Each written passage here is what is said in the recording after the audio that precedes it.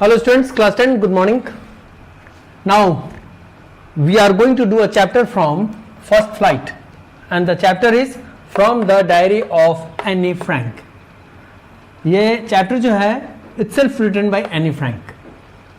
Now ये जो class 10 का chapter है First Flight से From the Diary of Anne Frank, what does it have? ये आपका introductory part है उस chapter का. Let us go through this first and then we will be moving on with the chapter. This lesson is extracted from Diary of a Young Girl. ये जो part है story Anne Frank पे From the Diary of Anne Frank, ये Anne Frank की ही जीवनी पर लिखी हुई एक बुक है जिसका नाम है diary of a young girl. वहां से ली गई एक्सट्रैक्ट है, यानी एक सेक्शन उसमें से निकालकर ये चैप्टर क्रिएट किया गया आपके पढ़ने के लिए. It is an autobiography that was first published in 1947. 1947 Bharat के इतिहास में भी बहुत महत्वपूर्ण है क्योंकि देश आजाद हुआ था, है ना. तो ये एक ऑटोबायोग्राफी है जिसकी पहली पब्लिकेशन, ऑटोबायोग्राफी मीन्स किसी व्यक्ति की जीवनी और उन्हीं के द्वारा लिखा हुआ. वो कौन थे? एनी फ्रैंक थे. और इसकी पहली पब्लिकेशन हुई थी 1947 में. Now in this any expresses her thoughts in a diary which was gifted to her on her 13th birthday. इस कहानी में एने यानी उन्होंने अपने ऑटोबायोग्राफी में इस चैप्टर में स्पेशली वो अपने विचारों को एक्सप्रेस करती है एक डायरी में लिखकर, और ये डायरी उसको उसके 13th बर्थडे पे 13वें जन्मदिन पर पुरस्कृत गिफ्ट के तौर पे दिया गया था, पुरस्कृत किया गया था, gifted to her. Anne Frank means she names the diary Kitty. वो अपने इस डायरी का नाम क्या रखती है? किटी रखती है, KITTY, which she considered as her only true friend. और इसी डायरी को जिसका नाम उसने किटी रख दिया था एनी फ्रैंक ने, इसको एकमात्र अपनी ट्रू फ्रेंड ये मानती थी. She mentions about her childhood, her family and a lot of other things that she told no one else. और इसी डायरी में इन्होंने अपनी बचपन की, अपने परिवार की और बहुत सी ऐसी चीजें जो किसी से शेयर नहीं किया और सिर्फ अपनी एकमात्र फ्रेंड जो डायरी थी उसकी जिसका नाम किटी है उसी में इसने लिखा था, उसी से इन्होंने कहा था. तो आइए इस कहानी को बिगिन करते हैं. And this is the book of yours that is first flight and this is the chapter students from the diary of Anne Frank. आइए इसको स्टार्ट करते हैं. Late us go through the chapter. Now students, since it is an autobiography written by Anne Frank herself, तो आइए शुरू करते हैं कि beginning of the chapter हुई कैसे. अगर आप पेज ओपन करें, that is page number 50, you can see over here it is written writing in a diary. ठीक है, writing in a diary is a strange thing. ये आपका strange क्या बोलते हैं, really strange experience. यहां से शुरू होती है आपकी कहानी and let us go through it. Author feels that it is strange and unusual for her to write in a diary. Narrator, writer, author खुद एनी फ्रैंक ये बात कहती है कि बहुत ही स्ट्रेंज और अनयूजुअल है, यानी असामान्य, और स्ट्रेंज माने अजीबोगरीब, कि कोई व्यक्ति डायरी में अपने फीलिंग्स को और अपने एक्सपीरियंसेस को नोट डाउन करेंगे, लिखेंगे, क्योंकि वो खुद ही इतनी तजुर्बेकार नहीं थी कि how to write a diary. And this was the first time she was doing it. She feels this because she thinks that in the future no one would be interested in reading about a young girl going school going young girl. वो ऐसा मानती थी कि diary में जो भी लिखेगी ऐसा कोई कंपल्सरी नहीं था कि भविष्य में कभी भी आने वाले समय में उसकी इस डायरी में कोई इंटरेस्ट लेगा और कोई पढ़ेगा कि किसी स्कूल गोइंग यंग गर्ल की कोई कहानी होगी और डायरी में किसी की दिलचस्पी होगी. तो ऐसा वो मानती थी. She thinks that later even she will not be interested in reading it, but then she puts these thoughts away and decides that she would write it if she feels like doing so. वो खुद भी मानती है कि बाद में जाकर, diary लिखने के बाद भी जाकर, मे बी वो खुद भी इंटरेस्ट ना रखे उस डायरी को पढ़ने में, जो लिख गया वो लिख गया, पास्ट हो जाती है, पास्ट में बहुत लोग दिलचस्पी नहीं लेते. इस तरह से ये भी सोचती थी कि वो भी might be, may be interest ना ले उस डायरी में. लेकिन फिर उसने अपने थॉट को बदला और सोचा कि क्यों नहीं, जब एक बार मैंने डिसाइड कर ली तो इसको लिखा जाए. And she decides to write in it. ठीक है, बट जब उसने ये डिसाइड किया कि लिखना चाहिए क्योंकि वो सोच चुकी है टू राइट ओवर इट, तो she feels that the need to write because there was a lot of thoughts she had been holding on to it lately and she decided to get them off her mind. और वो decide क्यों करती है? क्योंकि any का ऐसा मानना था कि बहुत सारे थॉट्स उसके दिमाग में चल रहे थे, बहुत ऐसे इंसिडेंट्स, बहुत ऐसे वाकया वो किसी से शेयर नहीं कर पाई, तो वो सोचती थी कि उन सबको मैं डायरी में ही प्रेजेंट कर दूं, और इसीलिए उसने डायरी लिखने का बाद में मन बनाया। It is known that writing one's thought acts as therapy, she makes the decision of writing a diary, क्योंकि उसका ऐसा मानना था कि अपने विचार को अगर लिखकर प्रस्तुत किया जाए तो वह एक तरह की थेरेपी ही है खुद के लिए। क्यों? Therapy means it is a type of क्या बोलते हैं उसको, क्यूरिंग, एक टेंशन को दूर करना, यानी एक तरह का इलाज, राइट? तो अगर इंसान के मन में कुछ चल रहा हो और किसी से शेयर नहीं कर पाए तो उसका बहुत अच्छा तरीका है कि वो उसको लिखकर प्रेजेंट कर दे और स्टोर कर ले, रख ले कहीं। तो ये एक थेरेपी का काम करता है और इसी कारण से एनी फ्रैंक ने डिसाइड किया कि वह डायरी लिखेगी। Moving on to the next stanza, next paragraph, वो लिखा हुआ है कि paper has more patience than people, इस तरह से कोटेड है। आइए उसको देखते हैं, अंडरस्टैंड करते हैं कि उस पैराग्राफ में लिखा क्या है। The author feels that paper has much more capacity to absorb thoughts than people. Narrator Anne Frank, writer जो इस टॉपिक की है, इस चैप्टर की, क्योंकि उनकी ऑटोबायोग्राफी तो उन्होंने खुद लिखी है, तो वो ऐसा मत था, उनका ऐसा मानना था कि पेपर में और लोगों की तुलना में ज्यादा चीजों को एब्जॉर्ब करने की क्षमता होती है, लेने की, ग्रैब करने की। लोग तो कई बार विरोध भी करते हैं, लेकिन कागज का कोई विरोध नहीं होता, आप जितना लिखते जाओ वो स्टोर करती चली जाएगी पेपर। तो people have low patience levels, but a piece of paper being a non-living thing do not refuse anybody's thought। Any Frank का ऐसा मानना था कि मानव में पेशेंस, सब्र की जो क्वालिटी होती है, गुणवत्ता होती है, वो कम होती है, सब्र करने की क्षमता कम होती है, लेकिन पेपर की क्वालिटी कुछ डिफरेंट होता है मानव से। वो हर चीज को ग्रैब कर सकता है, वो कभी अगेंस्ट नहीं जाता, वो सब्र का बांध उसका टूटता नहीं, और आप लिखते चलिए। ऐसा एनी फ्रैंक का मत था, इसीलिए उसने मानव से पेपर की जब तुलना की तो पेपर को बहुत एलिजिबल माना कि जिससे हम अपने बातों को, अपने थॉट्स को प्रेजेंट कर सकते हैं, क्योंकि वो कभी भी क्या नहीं करते, वो कभी भी हमारे अगेंस्ट हमारे थॉट्स और पेशेंस लूज नहीं करते। ठीक है? This realization came to her one day when she was feeling more sad and confused than usual. Anne Frank का ये विचार वो तब आया जब वो एक दिन की ऐसी बात है कि वो बहुत ही उदास थी, सैड थी और बहुत ही अनयूजुअल फील कर रही थी, कंफ्यूज थी। She could not even decide whether to go out or stay at home at that time। और कुछ ऐसी घटना घटी थी कि वो इस बात की डिसीजन भी नहीं ले पा रही थी कि वो कहीं बाहर जाए या घर में ही बैठे रहे, मतलब असमंजस की स्थिति में वो थी। कुछ ऐसी वाकया उसके साथ हुई।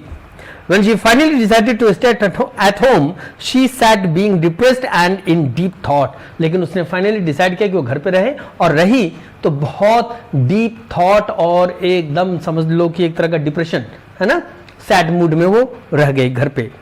She sat being depressed। Again she thought that paper had more patience। इसीलिए उसने क्या किया कि अपने माइंड को चेंज किया और कुछ नहीं, चूंकि उसका ऐसा मानना था कि उसका तो कोई रियल फ्रेंड है भी नहीं, है ना, और फिर उसको ये भी उसने सोच रखा था कि पेपर एकमात्र ऐसी चीज है जिसके पास पेशेंस लूज होने की कोई बात नहीं होती, क्योंकि उसका पेशेंस ज्यादा होता है, इट हैज मोर पेशेंस। तो उसका कोई दूसरा रियल फ्रेंड था भी नहीं, इसीलिए उसने इस पेपर में यानी कि डायरी को अपना रियल फ्रेंड माना।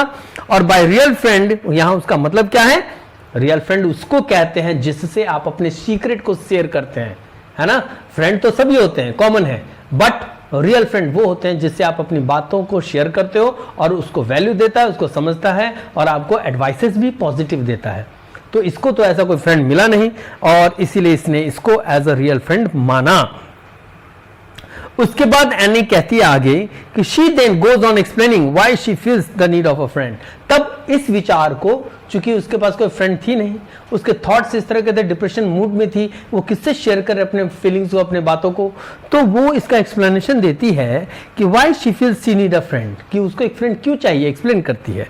She feels that no one is going to believe that a young girl like her is so alone, which practically she is not because she has a loving family.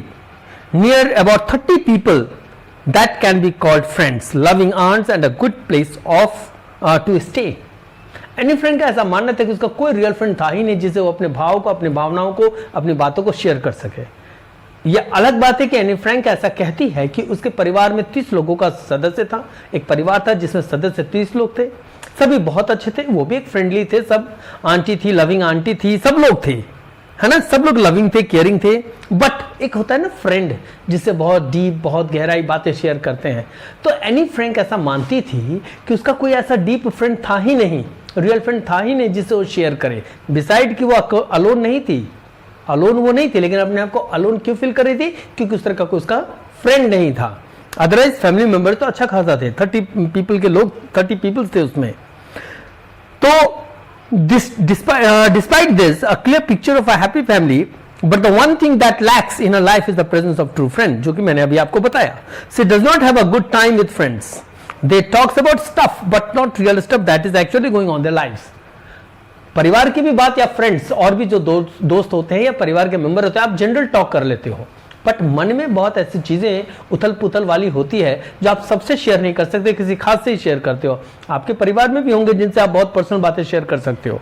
तो लेकिन any को अब तक ऐसा कोई बहुत करीबी फ्रेंडली व्यक्ति मिला नहीं था जिससे वो अपने इस तरह के रियल स्टफ को शेयर कर सके। Despite trying hard, they are unable to get closer. और इसके कुछ दोस्त भी थे, लेकिन इसे बहुत प्रयत्न किया कि उनसे काफी डीपली फ्रेंड्स हो जाए, लेकिन कोशिश के बावजूद भी ऐसा उसको कोई दोस्त मिला नहीं। She feels that maybe it is her own, it is her who is not able to trust anybody with her private stuff, that she is not able to come across any close of a friend. And Frank का खुद ऐसा मानना था कि हो सकता है वो खुद में इस कमी हो कि वो बहुत जल्दी किसी पे विश्वास न कर पाए और किसी पे उसका विश्वास नहीं हुआ, इसीलिए कोई भी बहुत ट्रू या रियल फ्रेंड उसका नहीं बन पाया। She feels that the current situation can be changed, as thus she need to write feeling in her diary. और तब वो सोची, ऐसा मानी एनी फ्रैंक ने कि ऐसी परिस्थिति से वो निकल सकती है। और निकल कब सकती है? जब वो इस चीज को लिखे, और लिखे कहां? तो इन अ डायरी, क्योंकि इसका फेथ ह्यूमन बीइंग पे था नहीं, क्योंकि इसका ऐसा मानना था कि may be human beings can disclose the secrets, तो इसीलिए इसका विश्वास बना नहीं। तो अब तक कहानी के अनुसार जो बच्चों आप लोगों ने स्टूडेंट्स देखा, वो क्या देखा कि किस तरह से एनी फ्रैंक कंफ्यूज थी to have a friend, but उसको एक फ्रेंड लास्टली मिलता है, और वो कौन होता है? एक diary. Usually when someone is writing in a diary, they list down all the facts about them in a formal manner which the author does not want to do. मतलब Anne Frank ऐसा मानती है कि जब कोई व्यक्ति diary में कुछ लिखता है तो वो लगभग ऑल फैक्ट्स फॉर्मल वे में लिखता है। जानते हो ना आप लोग फॉर्मल और इनफॉर्मल। 9th 10th के स्टूडेंट्स आप लोग अच्छी तरह से जानते हैं कि फॉर्मल लेटर और इनफॉर्मल लेटर क्या होता है। फॉर्मल जो ऑफिशियल लेटर्स होते हैं, इनफॉर्मल जो फ्रेंड्स फैमिली मेंबर्स इनको लिखा जाता है। तो डायरी राइटिंग में एनी फ्रैंक के अकॉर्डिंग लोग ज्यादातर क्या करते थे? फॉर्मल लैंग्वेज लिखते थे, जो कि ऑथर नहीं चाहते थे कि वो इस तरह का फॉर्मल भाषा का उपयोग करे एक डायरी लिखने में।